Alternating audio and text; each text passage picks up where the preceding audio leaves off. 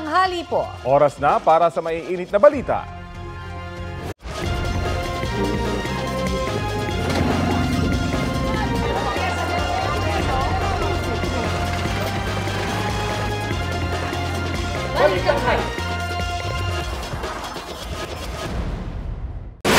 Suriin pong maigi ang mga taong pagkakatiwalaan natin sa ating mga anak.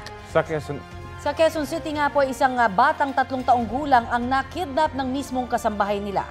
Nanghingi pa ng ransom ang suspect na halos 2 taon nang namamasukan sa biniktima niyang pamilya. Kung paano nasagip ang bata, tutukan sa balitang hatid ni James Agustin.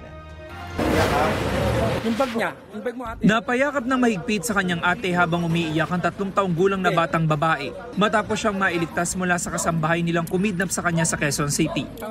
Sa imbestigasyon ng pulisya, linggo ng gabi nang isama ng kasambahay ang bata para daw pumunta sa kabilang bahay. Itong kasambahay na almost 2 years na naninilbihan doon sa ating complainant, nagpaalam na kukuha siya ng gamot sa adjacent house nila.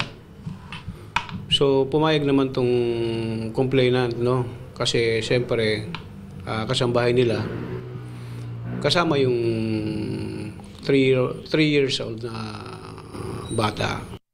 Lumipas daw ang halos 3 oras pero hindi na bumalik ang dalawa. Doon na nag-report ang mga magulang ng bata sa Masambong Police Station. Ang kasambahay nagpadala ng mensahe sa kapatid ng biktima at humihingi ng ransom na 150,000 pesos. Sa palitan ng mensahe sa messaging app, nagpadala pa ang kasambahay ng larawan ng bata. Humiling din siya na ipakita ang perang napagkasunduan at dalhin ang kanyang mga gamit. Yung kasambahay kasama yung bata, nagpunta ng PITX actually sa may Parañaque. Pagdating ng Parañaque, para nakapag-isip, sumakay ng taxi, nagpahatid doon sa may Cubao, sa isang terminal doon. So, nung makita na sarado yung terminal, nagpahatid naman tong suspect natin kasama yung bata dito sa may EDSA Muñoz. Sa follow-up operation, inaresto ng pulisya ang 24 anyos sa babaeng kasambahay sa Fernando Poe Jr. Avenue kung saan nangyari ang transaksyon. Nabawi sa suspect ang bag na naglalaman ng perang ginamit sa operasyon. Pagdating sa police station, positibo siyang kinilala ng mga magulang ng bata. Nakakulong na ang suspect na sinampa ng reklamong paglabag sa Article 267 ng Revised Penal Code para sa kidnapping for ransom. Aminado siya sa nagawang krimen dahil sinisigil na raw siya ng kanyang mga pinagkakautangan. Ginawa ko po. Kailangan ko po kasi ng pera. Pambayad po sa yung naoperahan ko ako. Paalala naman ng mga otoridad sa publiko. Dapat suriin nilang maigi, no? As much as possible, hingan nila yung kasambahay ng NBI clearance o kaya PNP clearance, tapos barangay clearance para as much as possible meron kayong panghahawakan na records. James Agustin, nagbabalita para sa GMA Integrated News. Para sa mga sumasakay po ng LRT at MRT, magkakaroon na raw ng dagdag na supply ng mga beep card ayon sa Department of Transportation. Mas pinadali na rin ang pag-avail ng discount ng mga estudyante at vulnerable sectors. Detalye tayo sa ulat on the spot ni Joseph Moro. Joseph!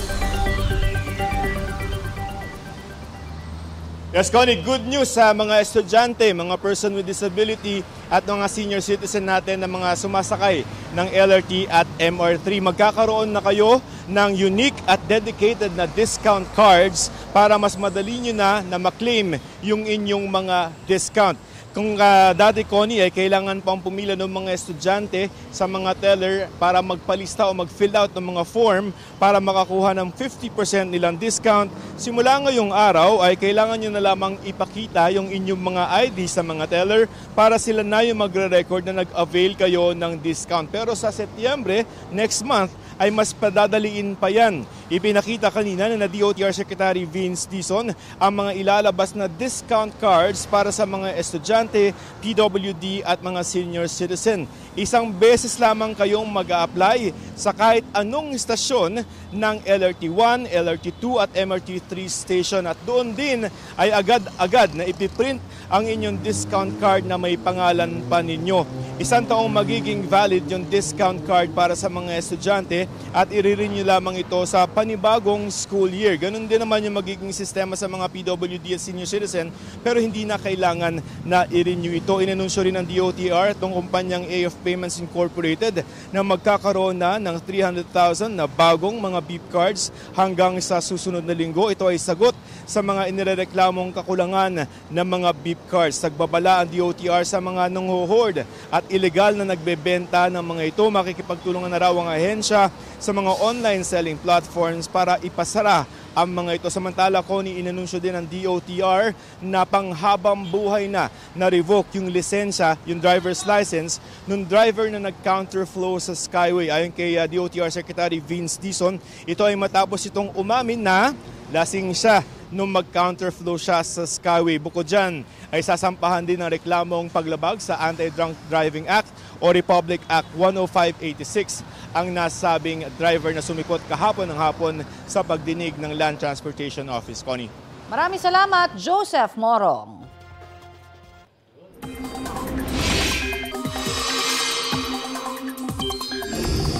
Lalo pang lumakas ang bagyong Goryo habang nalalapit na itong mag-landfall.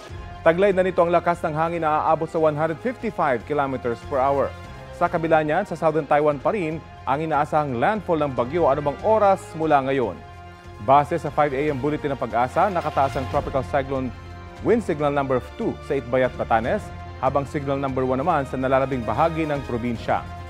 Tumutok po dito sa Balitang Hali para sa 11 a.m. bulletin.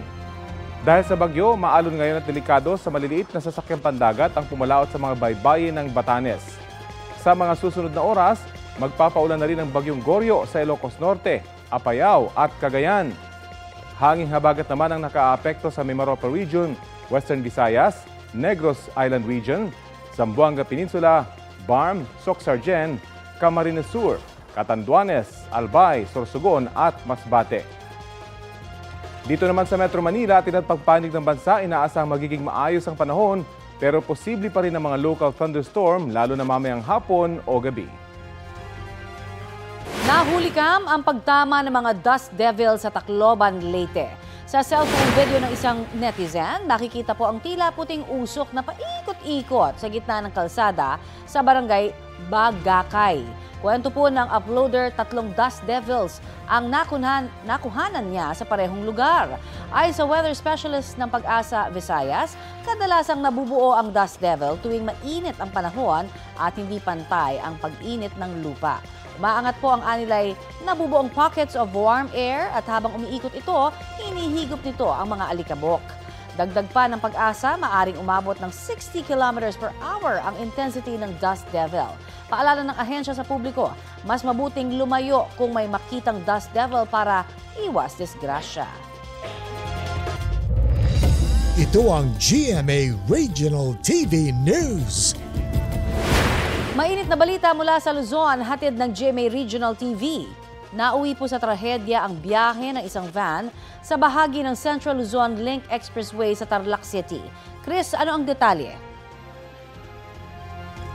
Connie, 5 ang patay at 9 ang sugatan matapos na bumangga ang sinasakyan nilang van sa metal fence ng expressway. Base sa investigasyon, galing ng Caloocan ng van at papuntang Cabanatuan, Nueva Ecija. Nawalan daw ng kontrol ang driver sa manibela sa bahagi ng barangay Balingkanaway kaya ito bumangga sa metal fence at sumadsad sa gilid ng kalsada. Wasak ang harapang bahagi ng van. Inaalam pa kung ano ang sanhi ng aksidente. Sa paunang investigasyon, lumalabas na self-accident ito o walang sangkot na iba pang sasakyan. Arestado naman ang 2 lalaking nagnakaw umano sa isang resort inn sa 13 Martires, Cavite. Batay sa investigasyon ng pulisya, nagpanggap na customers ang mga sospek para makapasok sa resort inn sa barangay De Ocampo.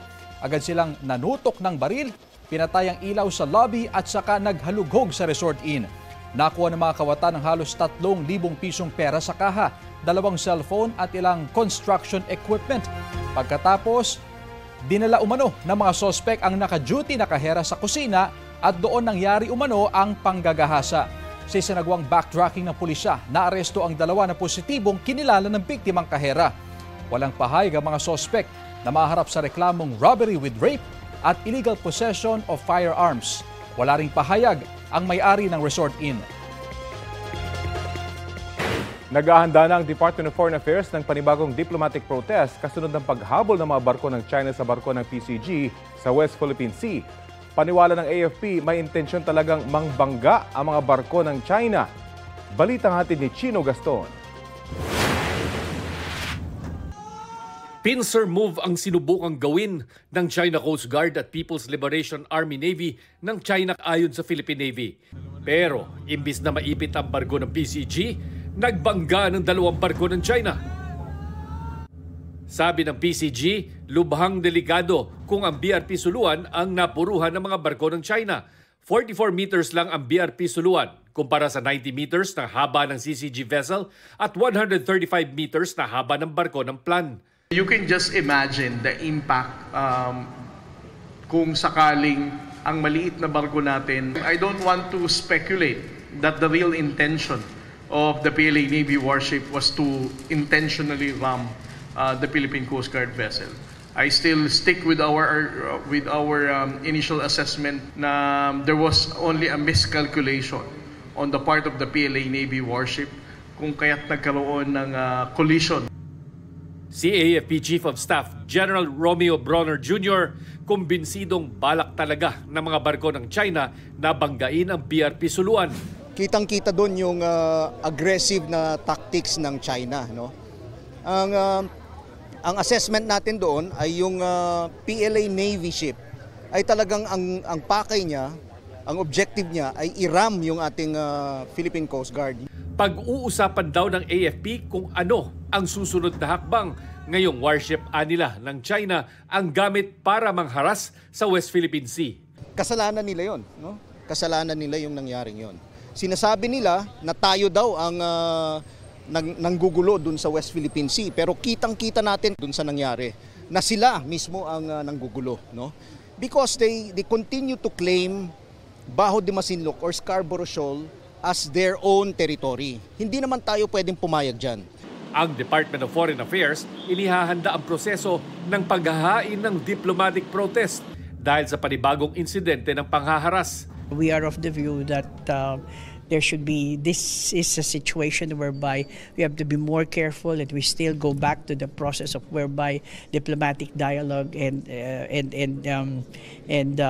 discussions will be best for the situation. Are we going to summon the Chinese ambassador in Manila? I think there has been a process, but we're still rethinking the whole issue. We have not yet. Nababahala raw ang DFA sa delikadong pagmamaniobra ng mga barko ng China at pangaharang umano nila sa pagbibigay ng tulong sa mga mangingisdang Pinoy sa Bajo de Masinloc. Pinuri rin ng DFA ang pag-aalok ng PCG ng tulong sa barko ng China. Ang crew ng BRP Suluan kinilala rin ng PCG, partikular ang kapitang si Joe Mark Angge. Ilang diplomat din ang kumundena sa anilay delikadong mga hakbang ng Chinese ships gaya ni US Ambassador Mary Kay Carlson. Ang Foreign Ministry ng China isinisisi sa Pilipinas ang insidente at hinimok na tigilan na raw ang paggawa ng mga aksyong nag-uudyok ng gulo.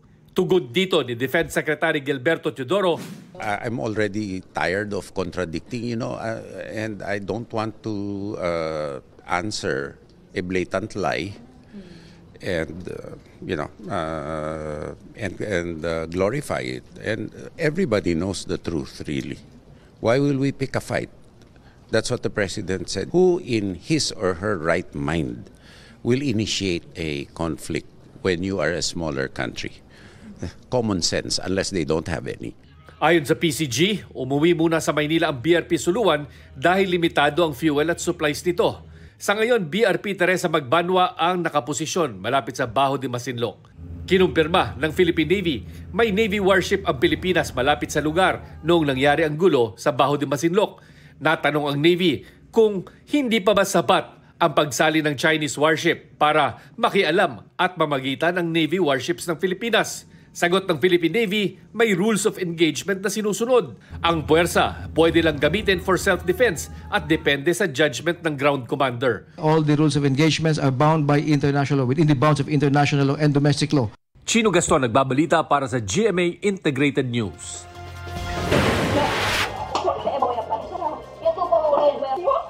Sinampal at sinuntok ng babaeng yan ang 14 anyos na lalaki naglalaro sa isang computer shop sa barangay Tumaga sa Zamboanga City. Bago ang insidente, kinumpronta na raw ng babae ang binatilyo. Nagtamo ng bukol sa ulo ang bata. Batay sa investigasyon, gumanti ang babae dahil sinaktan umano ng binatilyo ang kanyang anak. Ayon sa barangay, under probation ng babae dahil sa mga kaso ng pananakit at pagbabanta bago pa mangyari ang insidente. Desididong magsampa ng reklamo ang magulang ng binatilyo laban sa babae na kanila ring kapitbahay. Hawak na ng pulisya ang babae na nagsabi raw na hindi niya nakontrol ang kanyang emosyon kaya nakapanakit. Desidido raw ang pamilya ng biktima na magsampa ng reklamong child abuse. Ninakaw ang motorsiklo ng isang babae sa San Mateo, Rizal. Ang isa po sa mga suspect ay ang dating boyfriend ng biktima. Balitang hatid ni EJ Gomez. Sa kuha ng CCTV sa Barangay Silangan sa San Mateo, Rizal, pasado 1:00 ng madaling araw nitong Lunes, kita ang dalawang lalaking naglalakad. Kasunod nila ang isang van na pumarada. Kita rin ang isang babaeng naglalakad. Maya-maya, bumaba ang driver ng van at binuksan ang pintuan ng sasakyan.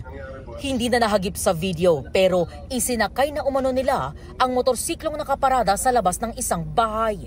Ayon sa 22 anyos na babaeng may-ari ng motorsiklo, alas 7 ng gabi nang mapansin nilang nawawala na ang motor. Nung ni-review po yung CCTV, nakita namin na there is 2 guys na tinuturo yung motor namin. Naglalakad, may isang babae din na naglalakad. Then ilang minutes matagal nilang sinakay. Ang motorsiklong nasa loob ng van, kumpirmadong pagmamay-ari ng biktima base sa plaka nito. Nakumpirma rin niya ng isang residente na nakakita raw sa pangyayari. Sa inisyal na investigasyon ng pulisya, lumabas na isa sa mga sospek ay dating kasintahan ng biktima. Hinala niya may kinalaman ang pagnanakaw sa hindi raw niya pagpapahiram ng motorsiklo sa dating nobyo. Last Friday po kasi, nagtatext siya sa akin na hihiramin niya daw yung motor. Pero ako, I highly disagree kasi wala naman na kami and bakit pa niya hihiramin? Noong nag-break na kami, may utang siya. Originally, it's 100 plus. 140.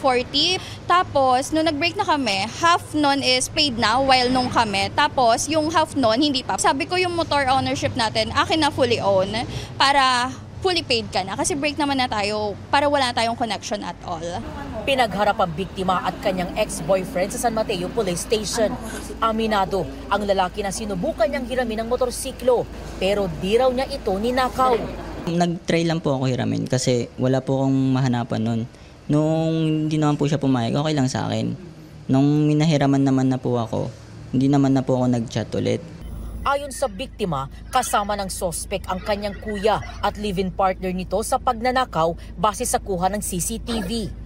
Itinanggi ito ng sospek. Hindi ko po talaga alam kung sino. Kasi matatawa ako kung ako ba talaga yun, kung kamukha ako. Hindi rin po talaga kamukha ni kuya eh. Wala rin naman kaming ganung oras na makahanap kami ng ganung sasakyan. May trabaho kami. Inosente po ako. Patuloy ang investigasyon ng pulisya at ang pagtuntun sa 3 pang sospek sa krimen. Nakadetain ang ex-boyfriend ng biktima sa San Mateo Police Station. Posible siyang maharap sa reklamong paglabag sa new anti-carnapping law. EJ Gomez, nagbabalita para sa GMA Integrated News.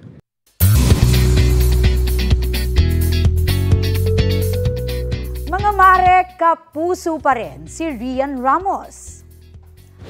Bago ang kanyang 20th year sa Kapuso Network, all smiles na pumirma ng kontrata si Rian. Pinangunahan niya ni GMA Network President and CEO Gilberto R. Duavit Jr., Executive Vice President and Chief Financial Officer Felipe S. Yalong, Officer in Charge for the Entertainment Group and Vice President for Drama, Cheryl Ching C., at manager ni Rian na si Michael Uycoco. Dumating din si GMA Senior Vice President Attorney Annette Gozon Valdez to witness the contract signing. Ilan sa mga tumatak na shows ni Rian ang La Lola, Illumina, Stairway to Heaven, The Rich Man's Daughter, Royal Blood, Pulang Araw, at ang ongoing ng Encantadia Chronicles Sangre kung saan gumaganap siyang si Mitena. All of the officers of the network are my family, and this network has even seen me at my worst. So, for me, it's such an honor to be able to promise the network that I'm going to give them nothing but my best from now on. Nagpapasalamat tayo. You know, the loyalty is so deeply appreciated, yung kanyang walang patid na pagtitiwala sa GMA, and well, how she's evolved into very fine, one of the finest actresses of her time. I'm so happy for Rian and hope she continue to flourish yung career with GMA, and we're behind her. I've seen her growth as an actress. In fact, she's one of our best actresses now, di ba? Napakagaling niya, napaka-talented. And I'm very, very happy na she has stayed with us all these years. Sa ibang balita, dati nang nadawit sa ilang kontrobersiya ang isa sa mga contractor ng flood control projects ayon sa pagsasaliksik ng GMA Integrated News Research. Ilang kilalang personalidad naman ang iniuugnay sa iba pang contractor, kabilang si Senate President Cheese Escudero na pumalag sa anyay malisyosong pagdawit sa kanya. Balitang hatid ni Maki Pulido. 15 kontraktor ang binanggit ni Pangulong Bongbong Marcos na nakakuha ng 100 bilyong pisong halaga ng flood control projects o 20% ng kabuuang pondo para rito.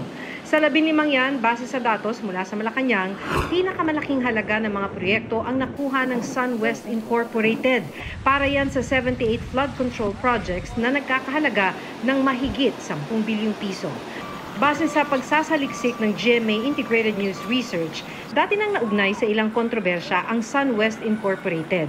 2012 nang sitahin ng COA ang isa sa kanilang mga proyekto.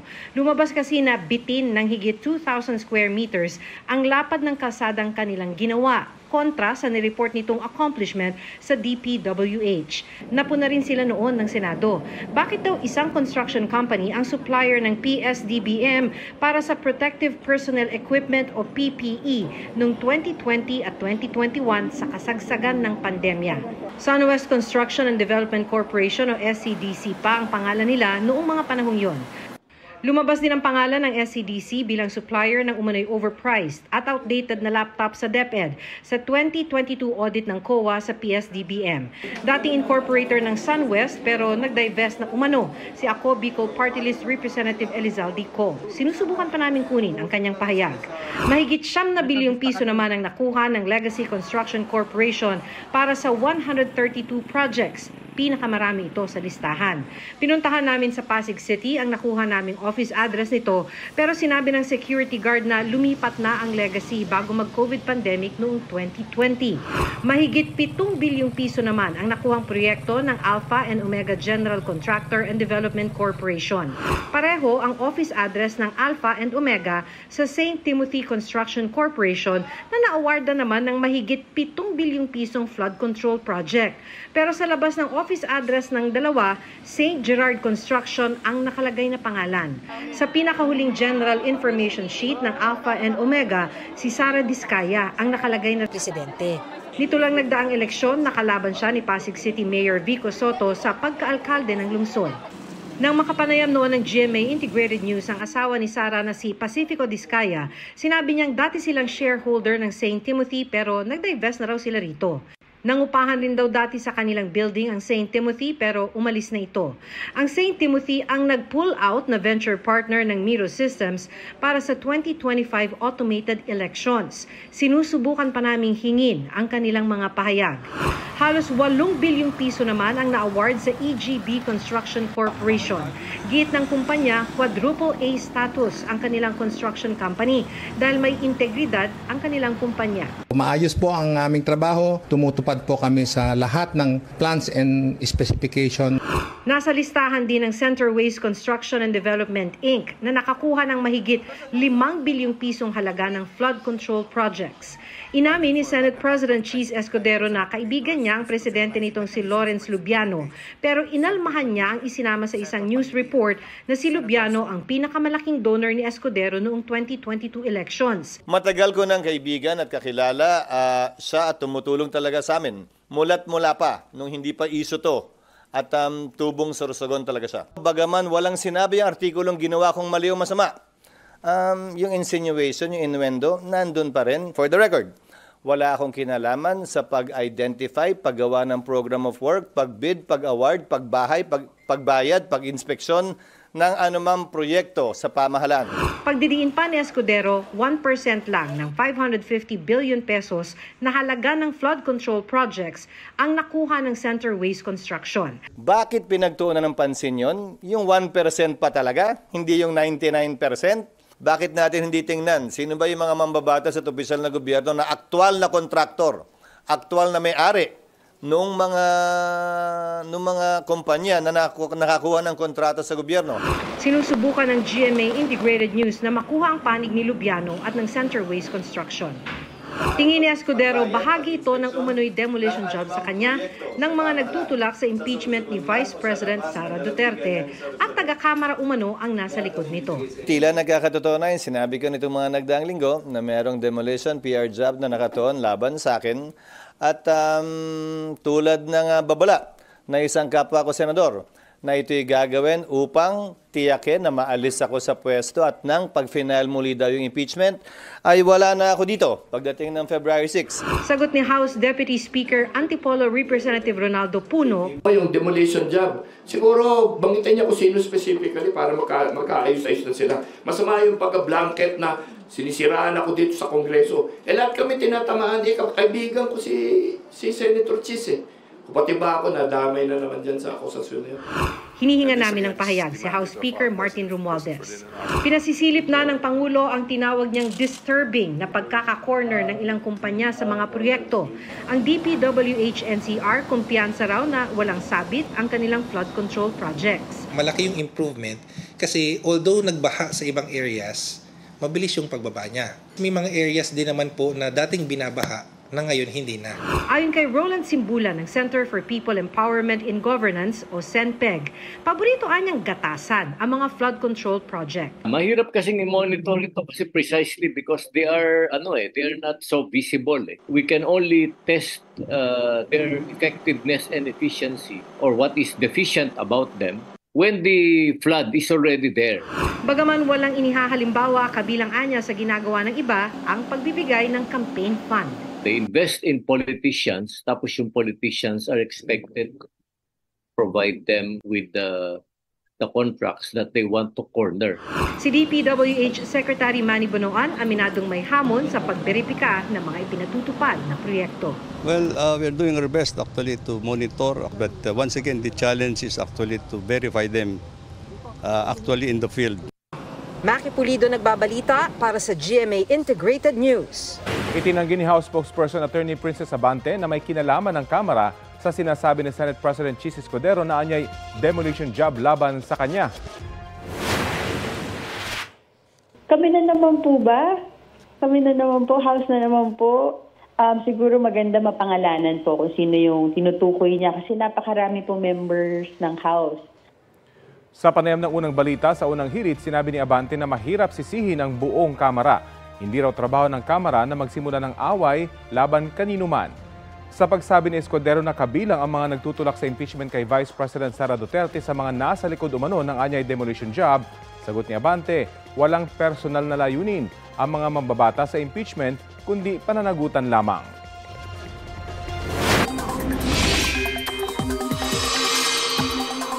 Mainit na balita, may wind signals pa rin nakataas sa Batanes dahil po sa bagyong Goryo. Base sa 11 a.m. bulletin ng Pag-asa, signal number 2 pa rin sa bayan ng Itbayat habang signal number 1 naman sa iba pang bayan sa Batanes. Namataan ang mata ng bagyo 160 kilometers hilaga ng Itbayat. Lumakas pa ang bagyong Goryo na ngayon may lakas ng hangin na aabot sa 155 kilometers per hour. Samantala, patay ang babaeng empleyado ng isang gadget shop sa Cabuyao, Laguna. Natangay rin ng suspect ang libu-libong halaga ng cash at cellphone. Balitang hatid ni Jomer Apresto. Nakabulagta at wala ng buhay. Ganyan nadatnan ng kanyang mga katrabaho si alias Jonah sa loob ng isang gadget store sa Barangay Mamatid, Cabuyao, Laguna nitong Lunes ng umaga. Ang 27 anyos na biktima pinagsasaksak ng isang lalaki na nanloob umano sa kanilang tindahan. Ayon sa pulisya, magbubukas pa lang noon ang tindahan nang sumalisi raw ang salarin. Natangay nito ang nasa halos 30 piraso ng cellphone na tinatayang nagkakahalaga ng 92,000 pesos at mahigit 21,000 pesos na cash. Nagkaroon po siya ng 3 saksak sa kanyang katawan, isa po sa leeg, sa balikat at sa kanyang stomach. Nagawa pa raw makatawag ng biktima sa kanyang manager para ipaalam ang nangyari. Makalipas lang ang ilang minuto, hindi na raw sumasagot sa tawag si Elias Jonah ayon sa manager. Rumesponde ang mga otoridad at isinugod pa siya sa ospital. Pero hindi na siya umabot ng buhay. Hindi po agad-agad siyang makikita ng mga dumadaan doon na ibang tao dahil nakasara po ng kalahati ang roll-up door ng tindahan at saka busy area din po yung lugar na yon. Hindi po basta-basta maririnig ang kanyang sigaw. May person of interest na ang pulisya. Isang pribadong CCTV pa ang nakuha nila kung saan makikita ang isang lalaking sakay ng tricycle na umano'y umaaligid sa lugar ilang minuto bago ang krimen. Nakita siya uli sa CCTV na may dala ng eco bag sa sidecar ng tricycle na sinasabing pinaglagyan ng mga cellphone. Na-recover na ng pulisya ang tricycle na pagmamay-ari raw ng kapatid ng person of interest sa kaso. Lumalabas sa investigasyon na mag-iisang linggo pa lang sa kabuyaw ang lalaki at nagpaalam sa kanyang kuya na hihiramin ng tricycle. Sabi naman ng barangay, mag-iisang linggo pa lang din na nagbukas ang gadget store. Wala rin daw silang CCTV doon. Magpa-project po kami ng CCTV po sa lahat po ng exit point po ng aming nasasakupang barangay. Patuloy naman ang follow-up operation ng otoridad para mahuli ang salarin. Jomer Apresto nagbabalita para sa GMA Integrated News. Ito ang GMA Regional TV News. Mainit na balita mula sa Visayas at Mindanao, hatid ng GMA Regional TV.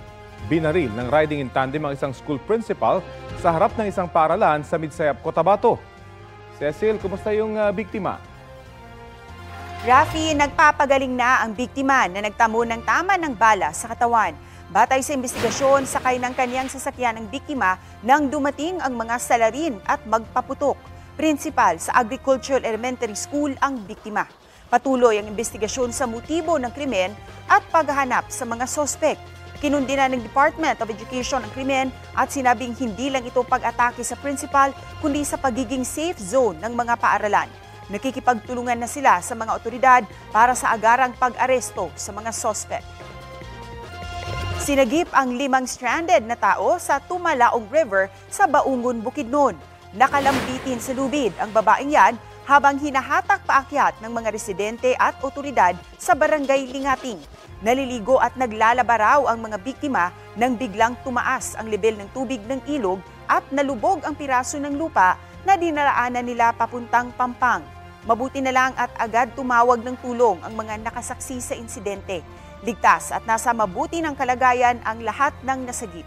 Ayon sa Baungon MDRRMO, hindi naman umuulan noon sa ilog pero posibleng may mga pag-ulan daw sa mga kalapit na bundok.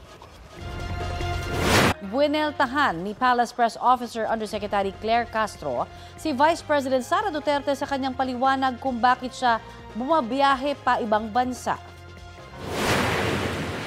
Nagta-travel ako, lumalabas ako ng bansa dahil frustrated na ang Filipino communities abroad sa nangyayari dito sa ating bayan. Hindi po sagot ang pagbabiyahe para masolusyonan kung may problema man ang bansa. Inalam natin kung bakit naging source na... Sabi ni Castro, baka frustrated ang mga Pinoy dahil habang nagtatrabaho sa Pilipinas ang Pangulo, ang busy naman daw ay madalas may personal trip. Hindi raw trabaho ng Vice Presidente na pumunta sa ibang bansa at siraan ang Pangulo. Sinusubukan pa namin kunan ng pahayag dito si VP Duterte. Nitong Lunes nang sagutin niya ang pagpuna sa kanyang pangingimbang bansa. Hamon niya noon, dapat ilabas din ng mga mambabatas na kabilang sa mga bumatikos sa kanyang pagbiyahe ang detalye ng kanilang mga biyahe. Ayon kay House Spokesperson Attorney Princess Abante, pwede itong gawin pero tututukan daw muna nila ang kanilang trabaho sa pagtugon sa mga problema sa bansa. Nagsagawa ng roadworthiness check sa mga pampubliko sasakyan ng Special Action and Intelligence Committee on Transportation ngayong umaga. Ang bawat sasakyang pinapara sa A. Bonifacio Avenue sa Quezon City, ininspeksyon ng mga gulong, wiper, windshield, preno at mga ilaw. Chinek din ang lisensya ng driver maging ang prangkisa at rehistro ng sasakyan. 6 na driver at isang motorcycle rider ang natikita ng SAIC dahil sa mga nakitang paglabag. Gaya ng isang jeep na nasita dahil sa isang pundidong brake light. Habang ang isang rider gumagamit ng substandard helmet at nakasuot lang ng tsinelas habang nagmamaneho. Ang mga nakitaan ng paglabag, kinumpiska ang lisensya at inisyuhan ng temporary operator's permit.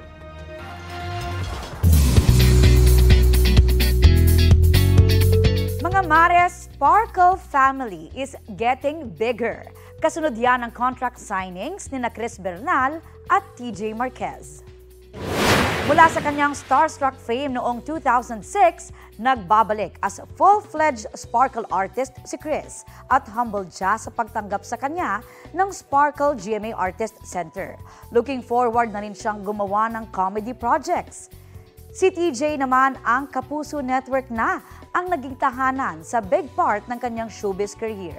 Present sa contract signing, si GMA Senior Vice President Attorney Annette Gozon Valdez at iba pang Sparkle officials. Very humbling. Kasi parang ako kasi nasa isip ko, baka mommy na ako, baka hindi na rin ako tanggapin. At saka parang feel ko, nagawa ko na lahat sa GMA.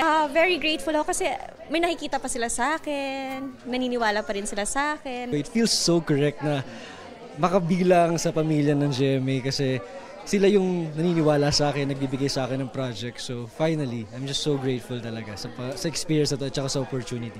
I'm very excited for them kasi talagang nakikita ko yung drive sa kanila. Iba yung mabibigay nila sa atin sa GMA. So exciting talaga makita ko ano yung mapapakita nila.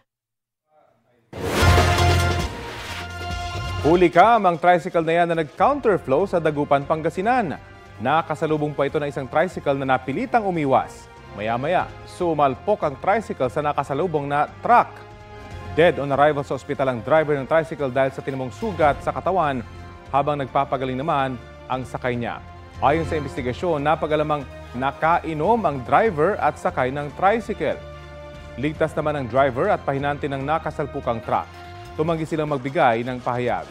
Sinusubukang kunan ng pahayag ang pamilya ng nasawing tricycle driver. Ipinag-utos ng Department of the Interior and Local Government na mag-deploy ng mga barangay tanod sa mga public school kasunod ng kabi-kabilang insidente ng karahasan sa mga paaralan. Balitang hatid ni EJ Gomez. Alas 5 ng madaling araw, nadatnan namin nagmi-meeting ang mga tauhan ng barangay poblasyon dito sa Mandaluyong. Naghahanda sila para sa kanilang deployment sa mga eskwelahan ngayong araw. Mag-aalas 6 ng umaga, nagsimula silang magronda sa dalawang paaralan, ang Mandaluyong Elementary School at Mandaluyong High School. Naglabas kasi ng utos ang Department of the Interior and Local Government o DILG na kailangang magbantay ang mga barangay tanod sa mga pampublikong paaralan bilang dagdag seguridad sa gitna ng sunod-sunod na insidente ng karahasan sa mga eskwelahan. Pinatututukan din sa kanila ang pagmamando ng trapiko sa oras ng pasukan at uwian at pagpatrol sa paligid ng mga paaralan. Tingin umaga po, opening ng klase ng 6. Nandun na po, naka-deployed na po ang aming mga bantay bayan para po magabayan po yung mga estudyante at mabantayan po maigi. Pinuntahan din namin ang Barangay Addition Hills na may 6 na paaralan. Mag-aalas 6 kanina nang magsimula ang mga tanod na magbantay at mag-monitor sa Andres Bonifacio Integrated School.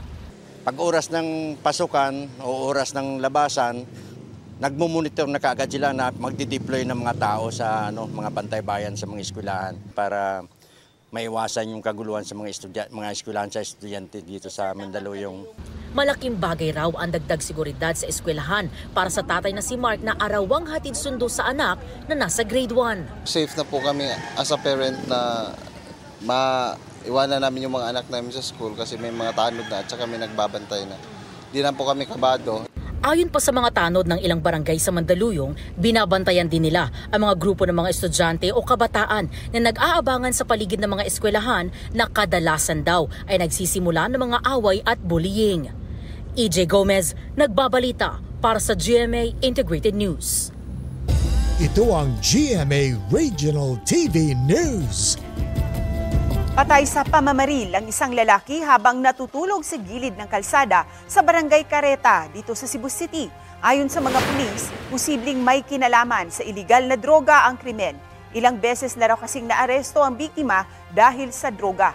Batay sa investigasyon, nagpunta sa nasabing barangay ang biktima para magtago. Sa ginawang hot pursuit operation, naaresto ang isa sa mga sospek na positibong kinilala ng isang saksi.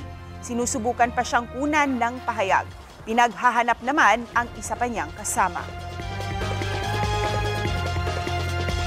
6 ang arestado sa buy-bust operation sa Bacoor, Cavite. Nakuha mula sa kanila ang 2 sachet ng hinihinalang shabu, drug paraphernalia, improvised firearm na sumpak, granada at mga bala. Naharap ang mga sospek sa patong-patong na reklamo. Wala silang pahayag. Inaalam ng pulisya kung sangkot din ang mga naaresto sa iba pang reklamo. Sinalakay ang isang iligal na quarry sa Morong Rizal. Habang bistado naman sa Colambugan, Lanao del Norte ang isang truck na may dalang humigit kumulang 1 milyong pisong halaga ng iligal na tanso. Ang mainit na balita hatid ni John Consulta. Overloading, kalbong gulo at sirang side mirror lang ang dahilan kung bakit pinara ng PNP Highway Patrol Group ang isang truck sa Lanao del Norte. Nang kausapin na ang driver at pahinante na bistong may tinatago pala ang sakay nilang container sa kanilang truck. Doon po talaga na pag-alaman na wala po talaga silang pinangahawakan ng kahit anong papel at doon na po tumambad itong 576 na unprocessed coppers na nakalagay po sa mga sako. More or less mga nasa worth 1 million pesos. Ito pong kabuuan po, dito pong mga nahuli po ng yung PNP HPG. Nakikipag-ugnayan sa DENR ang HPG para matukoy ang pinagmulan ng mga naharang na iligal na kargamento. 3 po ang nahuli po ng yung PNP HPG. Meron pong isa po na at large or isa pong pahinante na pinaghahanap po. Sila po ay naharap sa Republic Act 7942 or yung tinatawag po natin Philippine Mining Act of 1995. Bistado rin ng NBI at DENR ang illegal quarry na ito sa Morong Rizal. Umaandar pa ang backhoe nang mapasok ng reading team ang lugar na nirerentahan lang daw ng kumpanya. Inabangan po natin na maglabas sila ng truck na may kargang mga lupa, and then pagpasok nga po natin, nagkakarga pa sila sa isang truck. Kung nari po sila trading lang, may mga tambak po ng buhangin, na ang tambak po ng buhangin nila ay napakataas, na hindi mo makikita yung nasa likod ng buhangin na yon. Doon pala ay meron silang nagkakandak sila ng illegal quarrying. Kumpiskado ang truck at backhoe na ginagamit sa illegal na operasyon. Giit ng supervisor ng mga inaresto. Ano kasi yun sir, hardware. Hardware siya. Hardware? Pero naghuhukay ba kayo doon? Wala sir, ano lang, processing lang. So tambak-tambak lang ng lupa? Opo. Yung kaso po nila ay violation po ng Republic Act 7942 o yung Philippine Mining Act. John Consulta, nagbabalita para sa GMA Integrated News. Isinusulong sa Kamara na ipagbawal ang mga sagabal sa mga bangketa at pampublikong kalsada sa urban areas o matataong lugar. Sa ilalim ng House Bill 933 o Sidewalks and Public Roads Use Bill, gustong ipagbawal ang mga estruktura, basura at iba pang nakaharang sa sidewalk. Pati na rin ang paggamit sa public roads bilang paradahan, terminal o negosyo nang walang permit sa mga otoridad. Sabi ni Surigao del Norte 2nd District Representative Bernadette Barbers na naghain ng panukala, karapatan ng mga taxpayer na magkaroon ng mga maayos at madaraan ng sidewalk at kalsada. Dapat din daw maibalik ang disiplina, kaligtasan at pantay na akses sa mga daanan. Pabor ang Metro Manila Development Authority sa panukala. Sa operasyon daw nila kahapon, naubos ang kanilang tow trucks sa dami ng mga iligal na nakaparada at nakaharang sa mga bangketa. 3 overseas Filipino workers ang nasagip mula sa hindi kaaya-ayang tinutuluyan nila sa Jeddah, Saudi Arabia. Ayon sa Department of Migrant Workers, nagsagawa sila kasama ang Migrant Workers Office ng Jeddah at Overseas Workers Welfare Administration ng random inspection sa nasabing accommodation building na hawak ng isang foreign recruitment agency. Sira daw ang mga kama at air conditioning at kulang pa ang pagkain. Hindi rin daw nito sinunod ang dapat na paghiwalay sa mga magkakaibang lahi sa mga kwarto. Ayon sa DMW, isang buwan nang suspendido ang pagproseso ng employment documents ng ahensya. Walang pahayag ang nasabing recruitment agency. Ito na ang mabibilis na balita. Malubhang lagay ng 2 sa 3 estudyanteng nahulugan ng debris mula sa isang gusali sa Tomas Morato sa Quezon City kahapon. Ayon sa investigasyon, naglalakad pa uwi ang mga biktima ng mahulugan ng debris. Nagtamo ng matinding sugat sa ulo ang 2 sa mga biktima habang sa braso naman ang isa pa. Nanawagan ng tulong mula sa may-ari ng gusali ang mga magulang ng isa sa mga biktima. Iniimbestigahan na ang sanhi ng insidente at inaalam kung sino ang mananagot. Ayon sa Department of the Building official ng Quezon City, sumasailalim sa regular inspection ng nasabing gusali. Pero hindi kasama riyan ang palitada. Inirekomenda na nila na maglagay ng temporary canopy para maiwasang maulit ang insidente. Sinusubukan pang kunan ng pahayag ang building administration. Kinumpirma ng pulisya sa Santa Rosa, Nueva Ecija na pumanaw na ang dalagitang binaril ng kanyang dating kasintahan sa loob ng paaralan noong nakaraang linggo. Unang pumanaw ang suspect na nagbaril din sa sarili. Kinundina ng Department of Education ang insidente. Ang pulisya inaalam kung saan galing ang baril na ginamit ng suspect.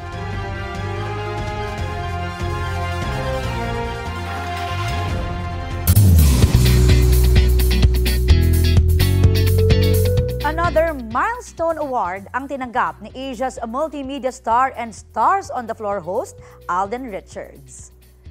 Pinarangalan ng aktor bilang isa sa Men Who Matter 2025 ng isang magazine. Kasama niyang ginawaran ng kaparehas na award sina Senate Minority Leader Tito Soto at Senator Bam Aquino. Masaya at very honored si Alden sa nasabing pagkilala dahil very meaningful din daw ang award dahil binibigyang halaga nito ang ginagawa niya sa loob at labas ng showbiz. Ayon kay Alden, gusto niyang makagawa ng pagbabago at mag-iwan ng marka na maaalala ng mga tao.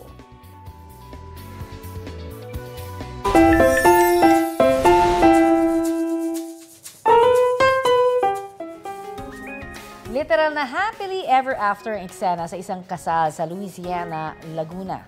Ang bulaklak kasi na pinaniniwalaang magde-decide kung sino ang next na ikakasal, abay tila pinagpasapasahan.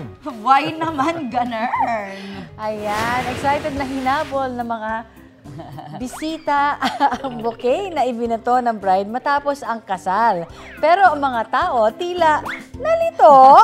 Ang bouquet kasi kung kani-kanino na napunta. Sa isang punto, sabay pang hinawakan ng isang babae at lalaki ang bulaklak. Nang magkatitigan, sabay nila itong binitawan. Sa dinami-rami ng nangyari, ang tanong pa rin ng mga netizens, sino nga ang next na ikakasal?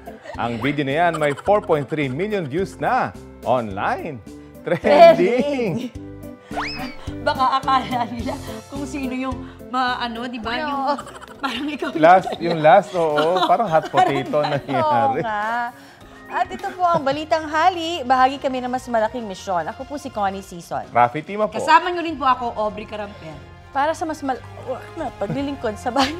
Mula po sa GMA Integrated News, ang News Authority ng Filipino.